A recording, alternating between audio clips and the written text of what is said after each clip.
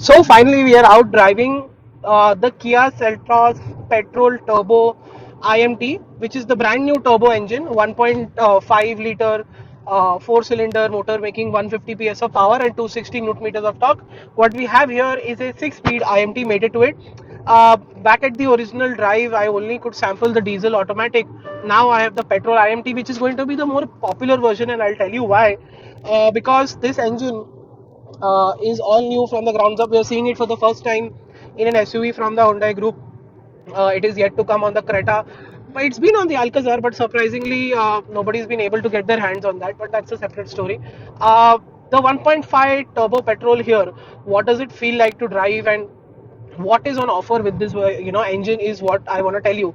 And as you've seen already, I want to really highlight what the engine is all about, because I've detailed the interior and exterior of this car in short videos on Instagram and on YouTube as well, along with the full video that is already live. I will still show you what is new with this car, because there is something new. Jumping to the engine, well, this engine, when I first drove it in the Verna, it felt very linear and very lively and very sporty. In the Seltos, it's a very different, game altogether, because it feels very linear, surprisingly quite subdued, and obviously extremely well refined, because there is no driving modes on offer. So eco mode or normal or sport mode you don't get with the IMT. I have told you that. That is what Kia is unable to do right now. They're unable to give us drive modes in the IMT. But this engine feels like it's in eco mode all the time, basically. So what that does is gets you actually quite good fuel efficiency in the city, because what we are seeing here, the fuel efficiency can reach up to 10 and a half, 11 kilometers per liter if driven normally. I think that is a good number, considering if you buy the CVT version, of the 1.5 naturally aspirated, you'll get 13 to 14.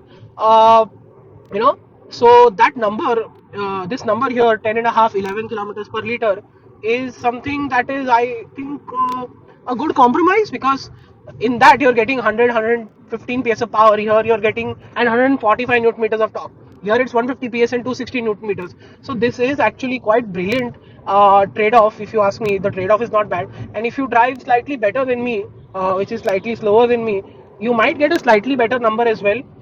We've just tested the fuel efficiency parameters of this car. We've tested the TPMS in terms of air pressure, whether it's right or not.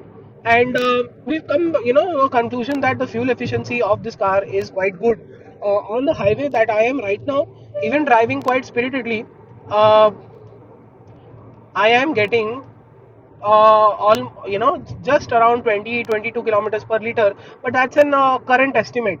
I think it will deliver around 17 to 18 kilometers per liter in an overall highway run, and that also is a very good number. So done with the efficiency, let's talk about performance. When I say this engine feels like it's in eco mode all the time, it is very subdued, very linear, very docile, and very feels like very controlled, and somewhat really well controlled. If you've driven any car in eco mode, you will realize that the power delivery is very limited, and it feels it's letting out its power very carefully and thoughtfully. That is how exactly it feels here. Like, but when you really want to go for it, there is obviously no change in character. It will pull ahead, and it does feel lively and sporty when you really push it. And reaching up to 140 kilometers an hour is not a problem for this car. And while doing all of that, refinement is great. I'm on a concrete stretch of road right now, the Mumbai Pune Expressway, and wind noise and tire noise is well in check at 100 kilometers an hour. Engine noise is obviously zero, and it's a very good, comfortable car to drive, given the fact that the highway stability is good.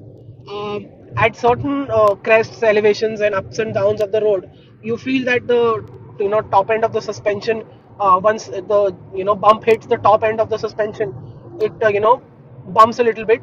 It shows a little bit of vertical movement, but I think that's a good trade-off, considering you're getting very good ride quality most of the time. And so I think that is pretty good. The low end and mid end of the suspension, when it comes to speed as well as the suspension, it is actually behaving really well. So that's great. But what's not great is the steering. It is uh, precise, it's light, but there is absolutely negligible feedback on offer. And I think with this particular variant, because I remember the automatic being better for some reason, and it does get heavier, but that also feels very artificial. And plus, there is no feedback, so it feels heavy, but there is but there is still no feedback.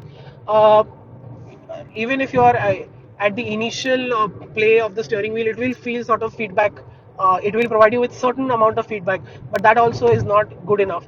But nevertheless, it still feels something that is confidence inspiring. It is actually quite reassuring. You can make these lane change maneuvers easily.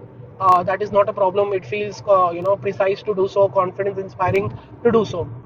Brakes are also quite good. Engine braking also is well in check. So both these things come together to give you a good stopping power.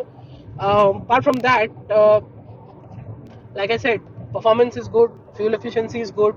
I think that's a very rare balance to get out of a Kia, and with the turbo petrol, because the 1.4 also showed signs of being not that fuel efficient, and the DCT mated to it is obviously was something else altogether. They've refined that. We're yet to drive the DCT. I don't know when that is going to happen. But with the IMT, uh, there is one thing that I have noticed, is the fact that when you're in a hurry, it feels like the clutch doesn't,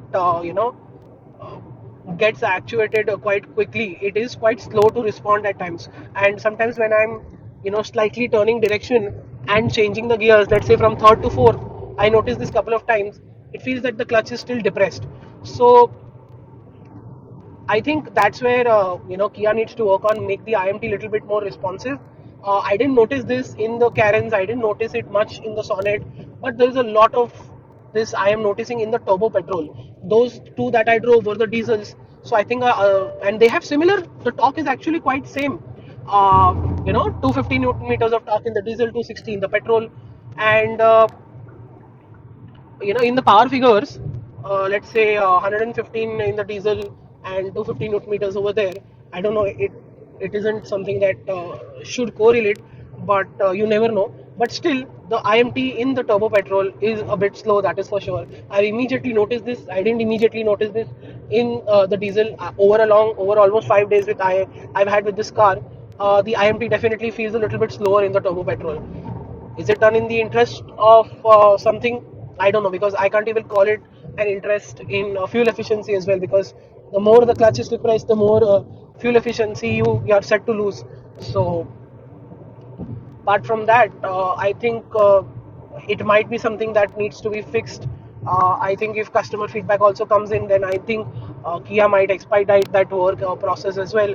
But for now, I think it is overall, if you don't are not really noticing it all the time like me, which is actually my job as well, you will not find this much of an issue. Until unless if you keep on concentrating on that, you might get actually might think that there's something wrong with the car, but there is uh, nothing really wrong with the car. It is just the clutch just taking time to accentuate, get depressed, fully engage, and disengage. So that is something, is what I noticed. So overall, what I've noticed in the 1.5 turbo petrol is that the refinement is good, performance is good, economy is also quite good. It feels really nice.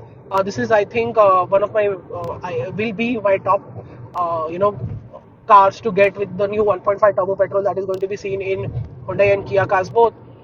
This is going to be actually my favorite because it is quite sensible and practical, and yeah, it is everything you want from this car, and